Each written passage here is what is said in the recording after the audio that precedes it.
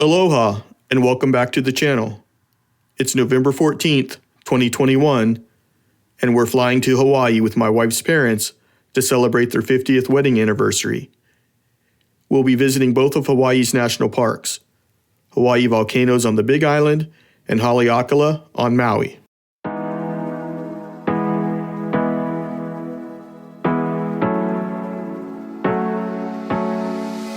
Hard working every day, I'm stressed out 24/7, babe. No timeouts, wish we could fly away. You and I go to our favorite place. Oh yeah, make special memories together. I'll be your company now and forever. I say we fly away, you and me, go to our favorite place. Feeling the sun on my face in Hawaii. With you, Hawaii.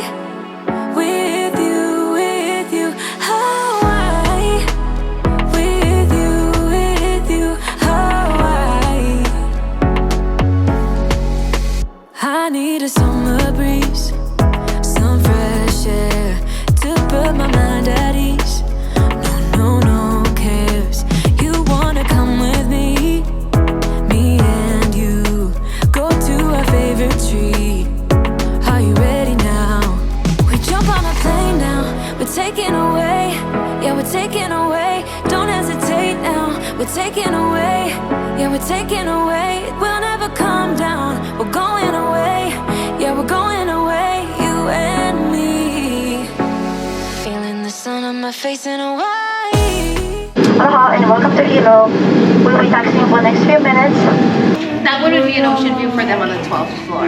Yeah, let's do that. We flew from Los Angeles to Honolulu and then had a short flight into Hilo on the wet side of the Big Island.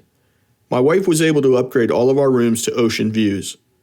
We ordered cold drinks and explored the hotel grounds while waiting for dinner in the hotel restaurant. Where we never feel high, just low. We won't ever come down. We won't ever come down low. Feeling the sun on my face in Hawaii. With you, Hawaii. With you, Hawaii. With you, Hawaii. In Hawaii. We won't ever come down. We won't ever come down low. We awoke the next morning to light rain showers and made our way to Hawaii Volcanoes National Park. Our very first stop in any national park is the visitor center, so we can take care of business. What I mean by that is purchasing stickers, patches, maps, and getting our park passport books stamped. We then took a short walk across the street towards the volcano house to try and get our very first glimpse of a crater, but it was too foggy for that. The rain did work to our advantage, though. There are steam vents a short drive from the visitor center. Normally, you can't see anything. You could only feel the hot air coming from the vents. There was actually steam being created today from the light rain contacting the superheated gases. The first thing we're going to come to are the steam vents on our left at a loop-shaped parking lot. Here, rain that is seeped into the ground is heated by Kilauea and comes out as steam. The amount varies daily depending on the level of rain in the last few days, and is rarely smelly like Sulphur Banks, which we'll get into in a second. In fact, there's usually no smell at all. Now make sure you take the trail for about 2 or 3 minutes toward the crater rim for a smashing view of the crater, and where additional and more powerful and unobstructed vents are present. Now from the steam vent parking lot, there's an easy but optional 5 to 10 minute hike across the street that you could take that would lead to the Sulphur Banks. The paved path starts about 800 feet back the way we came from. It goes through a pretty forest to a boardwalk and then to the Sulphur Banks. Now this colorful but stinky phenomena is where hydrogen sulfide gas and steam form deposits of sulfur, gypsum, and hematite on the ground. Now this should be avoided by those with heart condition, respiratory problems, children, or anyone eating lunch. There should be some additional steam vents along the way if you do that quick hike.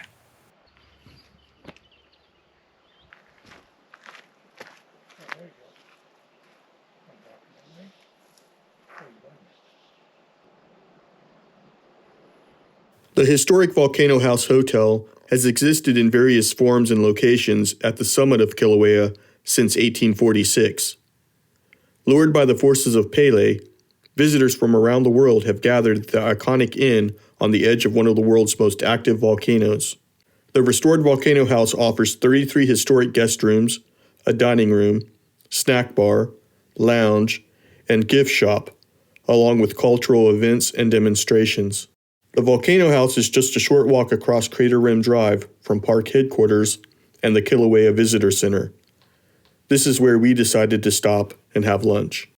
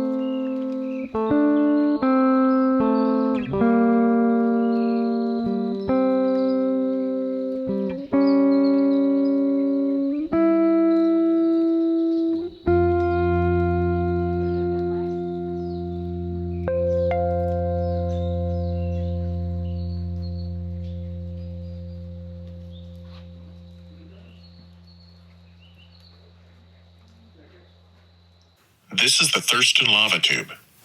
If you're looking for an easy way to see what the inside of a natural lava plumbing looks like, Thurston lava tube is definitely worth a stop. It's considered one of the must-sees at the volcano, and it doesn't take very long to see it. If you can get there between tour buses, it can be an interesting experience. The first part of the tube is lit, and it's the most widely visited. Most of the lava stalactites have been removed over the decades, but you can still see enough tube detail to get an idea of how lava travels.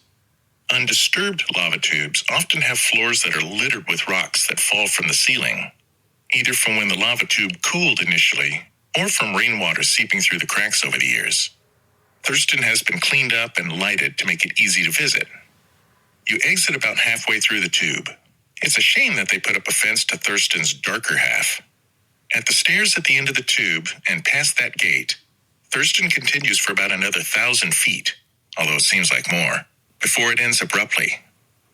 If the park reopens the gate, make sure you bring a good flashlight or two for the journey, as you will be in total darkness most of the way. At the end, turn off the light. You've never seen real blackness until you've seen this blackness.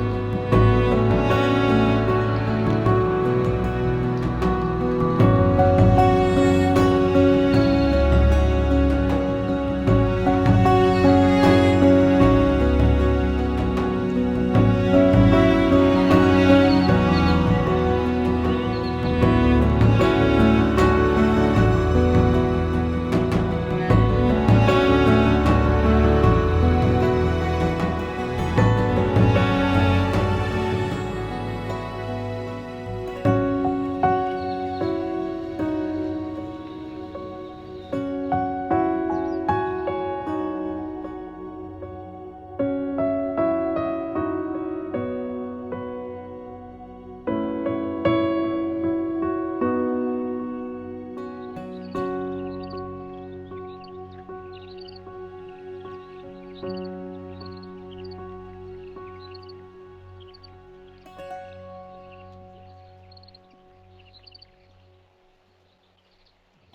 a mile ahead, there's a small sign on the right that says Mauloa au Maunulu. Come on, you should try to repeat that back. Mauloa au Maunulu. Anyway, there's a pull-off on both sides of the road there. This is a viewing area to give you a perspective on the Maunulu eruption. Now, Maunulu, which can be seen poking above the horizon just up the mountain from there, is the site of the second longest eruption recorded outside the crater from Kilauea, and it lasted from 1969 to 1974. It was a particularly impressive eruption, with lots of heavy lava fountaining, and was particularly destructive to Chain of Craters Road, crossing it multiple times and causing it to be rerouted. Now, from that pullout, try to imagine this scene. In 1997, a couple was camping out on the Halemaumau Crater trail a few miles to the right from Maunulu. In the middle of the night, they woke with lava gushing out of the ground less than half a mile away. It was a short-lived hiccup from the long-lived Pu'uo'o eruption, but it must have been a heck of an experience, and they were the only ones who got to see it. Okay, so on this map, we're here at the visitor center. This caldera is just west of us here. The caldera is a very large depression in the ground, which is where the summit of the volcano collapsed about 500 years ago. So within the caldera is Halemaumau Crater. This is the site of the current eruption that started in the afternoon on September 29th. We had a previous eruption that started December of last year through May of this year. Then we had a few months without any eruption. So what we actually have here is a lava lake on top of a lava lake. So the eruption that started last December filled the crater with 750 feet of lava. That's a lot of lava, but the crater was 1,600 feet deep, so we still had no way to see the lava. It was simply too deep in the crater. So once that stopped flowing, the surface solidifies. You have a solid lava field on top of that. And then when this eruption started on September 29th, it started to fill lava on top of that crust. So we have like layers of solidified lava and active lava. So this newest eruption has added 195 feet of lava on top of that 750 feet of lava. And that's what brought it up to a high enough elevation where we can actually see it. We can't see it from all of the overlooks. We can only see it from the south side of the caldera here at the Keana Kako'i overlook. From the north side of the caldera, you still have the obstruction of the wall of the crater just blocking your view deep into that. So prior to the 2018 eruption, this crater was much, much smaller. So for decades, our visitors were able to come here and have a pretty good chance of being able to see lava in Halemaumau Crater. The circumstances are much different today. The landscape was drastically altered by the 2018 eruption. It was the most destructive eruption we've had in 200 years. So the crater was previously only 289 feet deep and only half a mile wide. What we have today is 1,600 feet deep and 2 miles wide. Now, when I say 1,600 feet deep, that was after the 2018 eruption. That's already changed, right? Because I just explained that we had that 750 feet of lava and then the additional almost 200 feet of lava. So the crater is becoming more shallow unless that lava were to drain out of there, okay?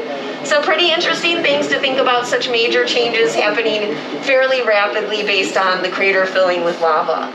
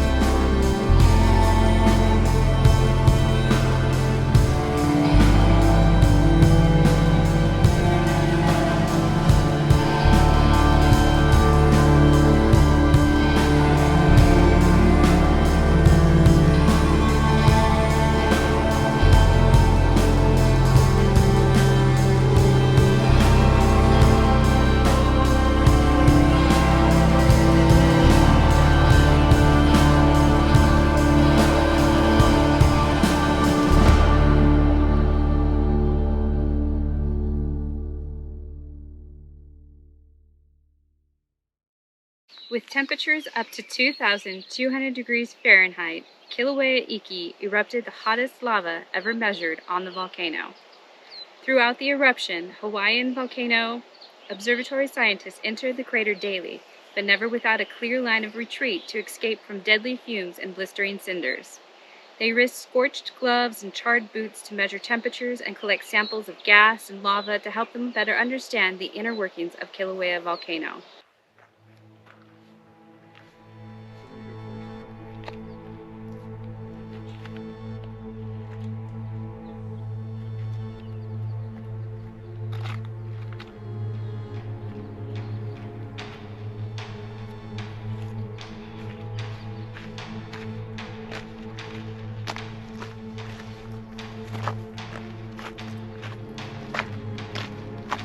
Just so you know, Kilauea Volcano, actually in fact all the volcanoes that make up Hawaii, are unlike most of the other volcanoes that you'll find on the Earth today. The surface of our world is made up of 7 major tectonic plates, plus numerous minor ones. All of the oceans and the land, they sit on top of these big old plates. Now the plates aren't just stationary, they move around. And when 2 plates come together, enormous forces are unleashed. Most volcanoes in the world are on what we call the Ring of Fire. This is where the Pacific Plate is colliding with or grinding with other plates, which creates volcanoes along with 90% of the planet's earthquakes. But Hawaii is nowhere near the edge of the Pacific Plate. It's more like dead center. So why are there so many volcanoes here? Because sometime around 70 million years ago, a cataclysmic rupture occurred in the Earth's mantle. Deep below the crust, a hotspot of liquid rock blasted through the Pacific Plate like a giant cutting torch, forcing magma to the surface off the coast of Russia, forming the Emperor Seamounts. Now the hotspot doesn't change locations, but the Pacific Plate scoots along at about the same speed that your fingernails grow. So as the Pacific Plate moves slowly over this hotspot, this torch just cut a long scar along the plate, piling up mountains of rock, producing island after island. Now the oldest of these islands to have survived is called Kuray. Once a massive island with its own unique ecosystem, only its ghost remains in the form of a fringing coral reef called an atoll. Now as soon as these islands were born, a conspiracy of elements proceeded to dismantle them. Ocean waves unmercifully battle the fragile and fractured rock. Abundant rain, especially on the northeastern sides of the mountains, easily carved up the rock surface, seeking faults in the rock and forming rivers and streams. In forming these channels, the water carried away the rock and the soil, robbing the islands of their very essence. Additionally, the weight of these islands ensures their doom. Lava flows on top of other lava, and the union of these flows is always weak. This lava also contains countless air pockets and is crisscrossed with hollow lava tubes, making it inherently unstable. As these massive amounts of rock accumulate, their bases are crushed under the weight of subsequent lava flows, causing their summits to sink back into the sea. Someday all of the Hawaiian Islands will sink back into the ocean, only to be replaced by new islands born from that same hotspot.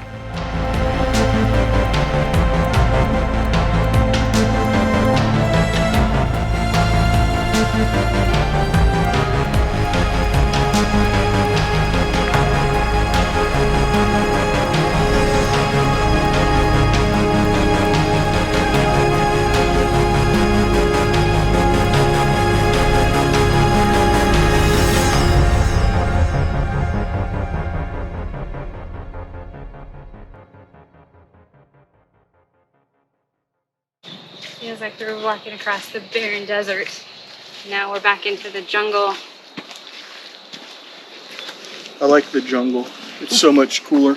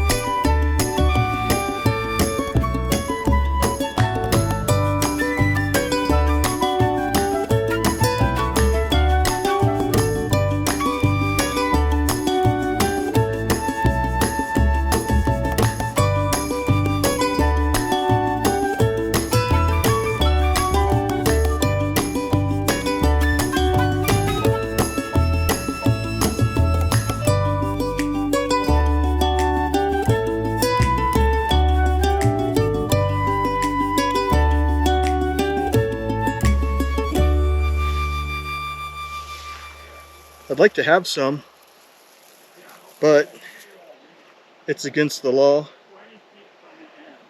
and it feels like I'd have a curse.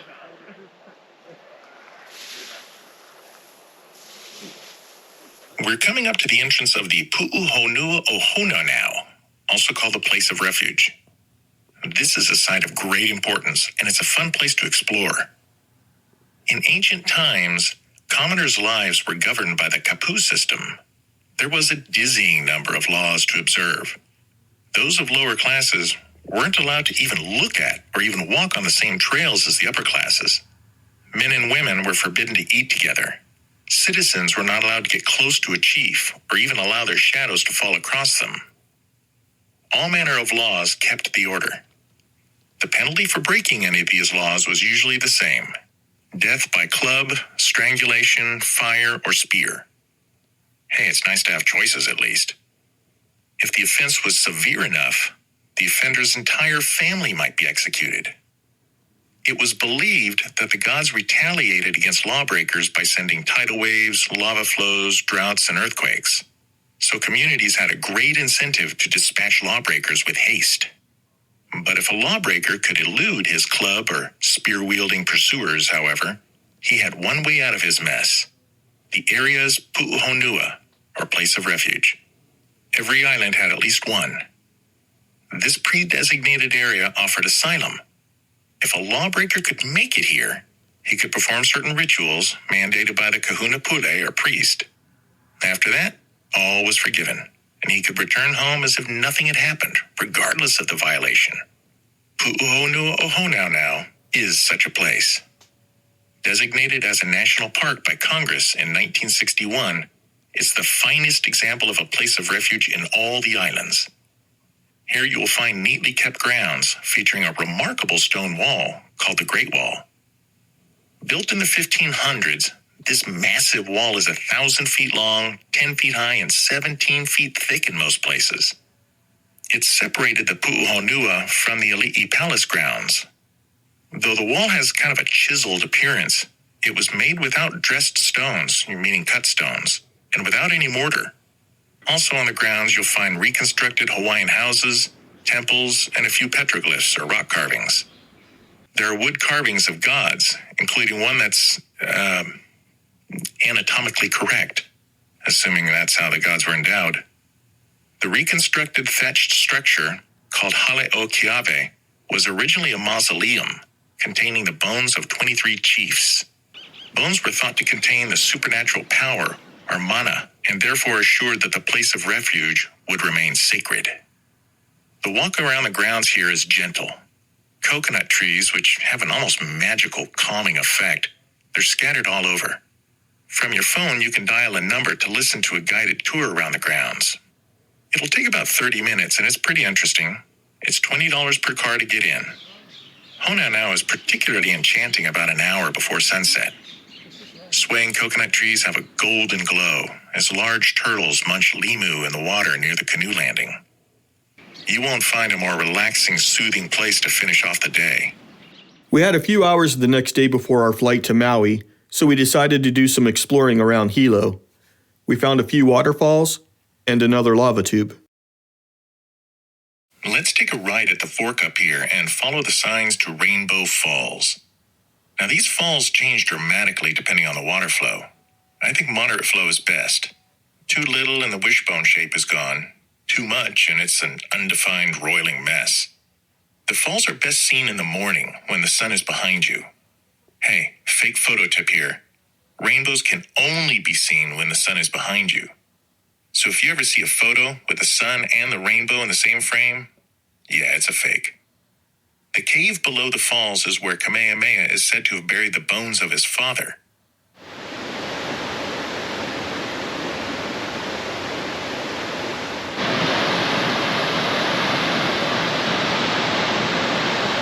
Let's talk about our next stop.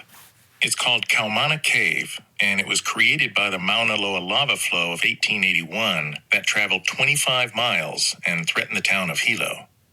The lava tube extends farther than it looks from up top because the entrance is simply a skylight where the top of the underground tube is simply broken in. And this skylight is just saturated with green. Full-grown trees and ferns have taken over the cave and its entrance. Now that stands in stark contrast to other caves throughout the island. Elsewhere, a century-old lava tube would be little changed from when it was created, if it's in the dry area. But here in lush, wet Hilo, geologic time marches at a more rapid pace. It's been coming up on a century and a half now for nature to heal from the lava flow.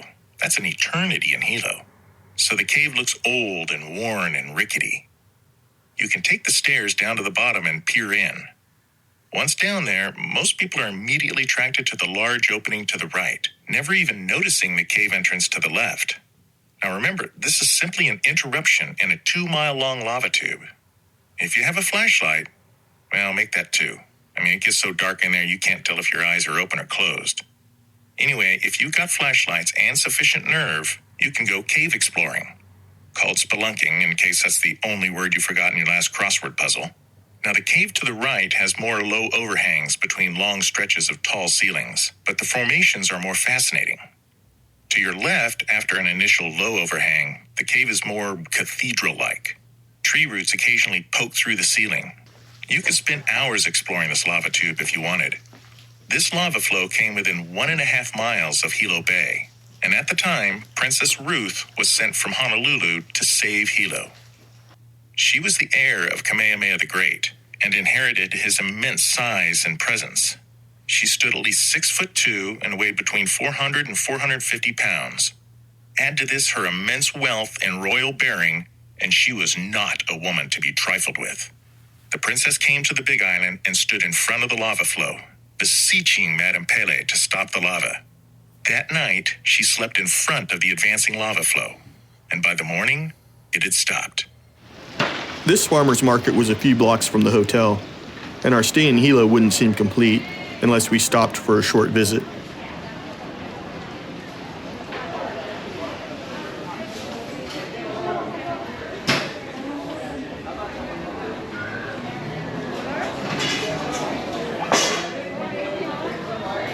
You ready? I'm ready. I'm ready. Born ready. I'll try your Hawaiian tea. Okay. You said it was medicinal? Medicinal. Only grown in Hawaii. Has a lot of, I'm learning as I go. So it grows in higher altitudes, and it's majority on all islands. I try to grow it, but you know, it's kind of good. It just grows wild. I'll try some, but okay. I know I want lemonade. You got it. Okay. So no sugar, no caffeine, and it's only one of the native Hawaiian plants. And what medicinal purposes? So I'm learning as I go. It has, from what I understand, lupus, high blood pressure, high antioxidants. It's a good tea. It's actually good. Yeah. For not being sweet. Yeah.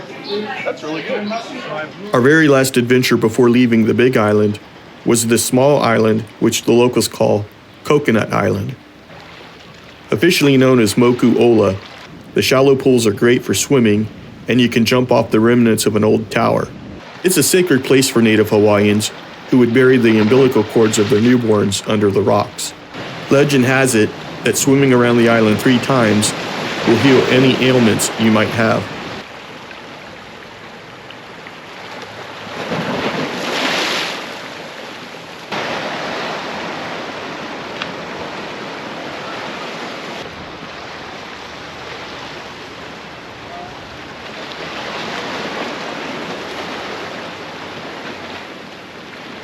What's your name?